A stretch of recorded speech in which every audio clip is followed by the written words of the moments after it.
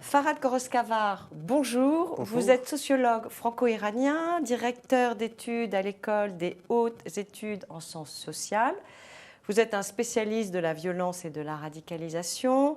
Vous avez écrit en 2016 une enquête très remarquée sur les prisons en France.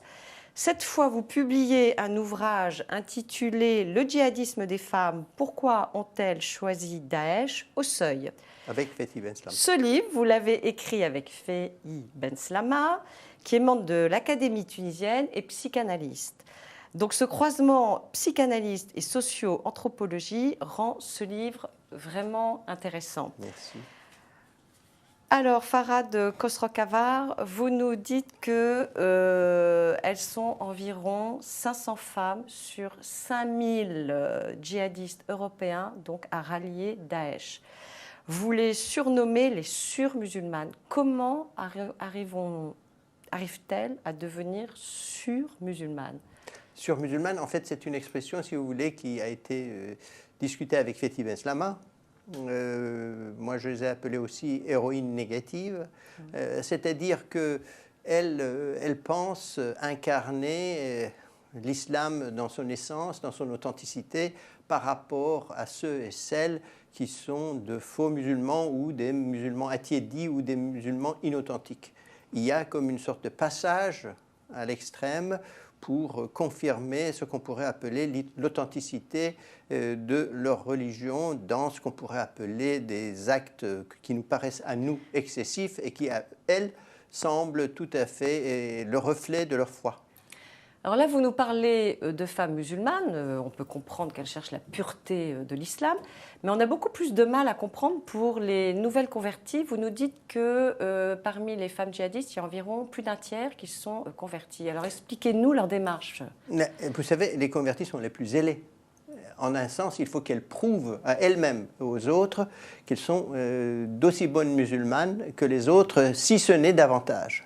Et parmi celles qui adhèrent à cette vision extrémiste de l'islam, ou à cette vision romantique, exotique et en même temps régressive de l'islam, eh ben, il faut qu'elles soient à la hauteur. Je veux dire, en un sens, il faut qu'elles surpassent les autres femmes musulmanes en piété et en affirmation de l'authenticité de leur religiosité. Elles sont plus violentes que les autres d'ailleurs. Elles peuvent être beaucoup plus violentes, comme les hommes d'ailleurs, les convertis sans eux, les hommes convertis qui peuvent être extrêmement violents, et quelquefois ils le sont effectivement, parce qu'ils doivent prouver doublement leur allégeance religieuse à eux-mêmes et aux autres. Alors ces femmes, en allant rejoindre les camps djihadistes en Syrie, vous nous dites qu'en fait, elles recherchent la société patriarcale. Pourquoi ? En fait, elles recherchent une société où on n'aurait pas les mêmes problèmes qu'elles vivent dans la société moderne. Qu'est-ce qu'elles vivent dans la société moderne? D'abord, il faut bien comprendre qu'il y a une fragilisation du statut des classes moyennes. Et on est passé d'une société des années 70, 80, 90 où la possibilité de promotion sociale était raisonnablement acquise pour les membres des classes moyennes à une société où les classes moyennes sont quand même en crise. On n'est pas sûr d'avoir la même situation que les parents. D'autre part, on est dans des sociétés où il y a une fragilisation de la famille. Mariage recomposé, des formes de vivre ensemble qui sont liées aussi à ce qu'on pourrait appeler la solitude. Et puis d'autre part, il y a comme une sorte d'étillage du féminisme. Le féminisme avait une utopie. En partie, cette utopie a été réalisée, en partie, elle ne l'est pas. Mais disons que la charge utopique, la charge messianique du féminisme a disparu. Et là, il y a le sentiment qu'elles ne sont ni femmes ni hommes. Elles ont les aspects négatifs, en quelque sorte, de la féminité, et elles n'ont pas nécessairement l'aspect positif de ce qu'on pourrait appeler l'émancipation sociale, et donc elles veulent récupérer leur corps. Je vous donne un exemple. Dans le féminisme ou dans la génération d'avant, les femmes tentaient d'avoir un enfant à un âge relativement reculé, repoussé, parce que c'était 30 ans, 35 ans, enfin le plus tard possible, tout simplement pour être des actrices sociales, pour pouvoir défendre en quelque sorte leur cause ou de s'affirmer dans l'espace public. Or, elles veulent avoir des enfants à l'âge de 14-15 ans. des post-adolescentes qui veulent vraiment avoir un enfant illico presto. Et on le voit très bien aussi dans leur rapport à l'homme. Idéalisation de l'homme, volonté d'être en quelque sorte femme à l'état pur, et récupérer et recouvrer leur corps, le sentiment qu'elles ont été dépossédées de leur féminité par l'évolution de la société moderne. Bon, d'accord, elles récupèrent leur corps et leur statut de femme, mais à vous lire, leur condition est quand même pas très drôle, parce que finalement, elles sont veuves successivement de martyrs, et elles deviennent elles-mêmes mères d'enfants voués au martyr. Donc on ne comprend pas trop bien. Non, il y a un imaginaire, si vous voulez, qui est déconnecté du réel chez les adolescentes et les post-adolescentes. C'est-à-dire, ce dont elles rêvent avant le départ n'est pas nécessairement conforme à ce qu'elles trouvent concrètement, par exemple, dans la vie de tous les jours, une fois en Syrie. Donc il y a cette espèce de déconnexion entre le rêve et la réalité. Et une fois qu'elles sont là, évidemment, elles doivent s'adapter à la nouvelle donne. Il y en a qui sont vraiment, après quelques mois, désespérés. Oui, mais il y en a qui s'y adaptent. Voilà. Et il y en a par contre qui s'y identifient totalement. Et là, quand elles s'y identifient, pour elles, le fait d'appartenir à la Oumma, à la communauté, si vous voulez, élargie, surpasse de loin les problèmes individuels. Je veux dire, il y a comme une sorte de dissolution de soi dans une collectivité imaginaire dont elles pensent être la mère. D'ailleurs, cette espèce de Oumma, si vous voulez, la même racine. Et là, donc, et alors, à leur retour, celles qui arrivent à revenir et qui ont été déçues du djihad sur place, qu'est-ce qu'elles peuvent devenir? Elles sont totalement... Il y a un traumatisme très profond. Voilà. Il faudrait qu'elles recouvrent leur identité. Il faut que la société les aide. Il faut que la société les aide. Il faut que la société comprenne qu'elles ont passé une situation, une phase extrêmement douloureuse, rupture. Elles peuvent devenir violentes, d'ailleurs, si on ne les aide pas. Il ne s'agit pas seulement de faire acte de philanthropie. Il faut aussi faire acte de protection de la société en les aidant. Il faut les prendre en charge. Et les enfants?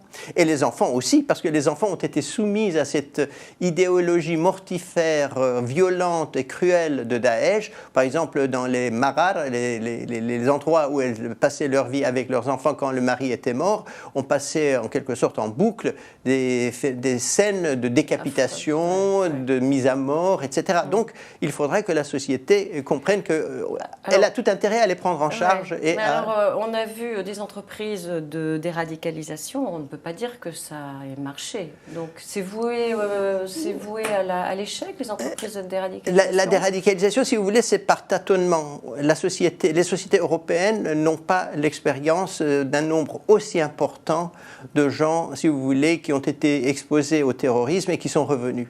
On n'en a pas l'expérience. Donc il faut faire par tâtonnement. Alors il faut aller chercher chez qui, si vous dites? Non, il faut essayer de faire des expériences, des essais et des erreurs. On ne pourra pas avoir des miracles, mais par contre, on peut faire en sorte qu'une partie de ces femmes et hommes portent un regard critique sur leur propre parcours. Et par conséquent, non pas qu'elles renoncent à leur idéologie, mais qu'elles renoncent à la violence. Moi, je crois que cela est possible, mais cela prendra du temps, et ce n'est pas depuis 2014, puisqu'en France, on a commencé depuis 2014, c'est-à-dire depuis peu de temps, qu'on peut escompter des résultats, si vous voulez, probants. D'accord. Alors bon, je vais vous poser une question que tout le monde pose, mais si la religion d'Allah doit réglementer à la fois le système politique et le système culturel, comment insérer cette religion dans notre société laïque ? En fait, si vous voulez, c'est une version de la religion d'Allah. Il faut bien comprendre que ce n'est pas l'essence. On ne sait pas ce que c'est que l'essence d'une religion. On sait qu'il y a des pratiques religieuses qui s'orientent vers des versions.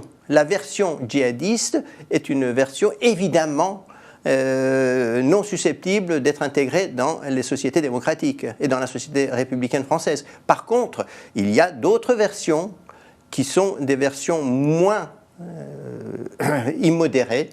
Il y a des versions même plus modérées qui peuvent très bien s'intégrer. D'ailleurs, vous savez, en France, actuellement, on a entre 4 et 5 millions de musulmans. Oui. Et Dieu sait que le nombre de ceux ou de celles qui se sont radicalisés est une infime minorité. Et il y a une chose, de toutes les façons, il faut penser qu'on arrivera à faire en sorte qu'il y ait une cohabitation entre les deux et que la loi républicaine prévaudra. Si on ne part pas de ce constat, est-ce qu'on va mettre un gendarme derrière chaque musulman de ce pays ? À mon avis, une grande partie des musulmans de ce pays sont déjà dans une attitude de rejet de ce qu'on pourrait appeler le djihadisme. Et donc il faudra les aider à combattre ce fléau autant que les non-musulmans. Alors pour les musulmans de France, peut-être, même si une étude de l'Institut Montaigne a démontré que ce n'était pas toujours évident pour une grande partie. 20 à 30% auraient un point de vue fondamentaliste. Mais le fondamentalisme ne signifie pas pour autant le djihadisme. Mais 70% à 80% ont un point de vue qui serait proche de ce qu'on pourrait appeler... Et alors pour les migrants, donc les nouveaux arrivés, qui n'ont peut-être pas en tête cette égalité homme-femme et le respect de la laïcité. Est-ce que vous faites partie de ceux qui pensent qu'on doit leur faire signer un contrat sur le respect des valeurs ? Je ne crois pas que le contrat ait un sens authentique. Par contre, je serais pour ce que font par exemple les Allemands et d'autres pays européens, peut-être les Scandinaves, les Norvégiens, si mes souvenirs sont exacts, à savoir les faire suivre un cours de culture française dans la vie quotidienne. Voilà. Par exemple, en Allemagne, on a fait cela. Si une femme vous regarde dans les yeux, ça ne veut pas dire qu'elle veut avoir des rapports sexuels avec vous. C'est donc aussi des codes culturels qu'il faut apprendre. Moi, je crois que c'est ces codes qu'il faut transmettre. Ça marche en Ça Allemagne ? marche. Ils ont commencé depuis, vous savez, surtout la période où on a attaqué des femmes à Noël, si vous voulez. Et donc, ça ne fait pas depuis longtemps. Mais moi, je suis persuadé que si on leur donne le sens de ce qu'on pourrait appeler les orientations culturelles françaises, ils agiront d'une autre façon que de la manière dont ils agissent quelquefois dans la méconnaissance de la culture du pays d'accueil.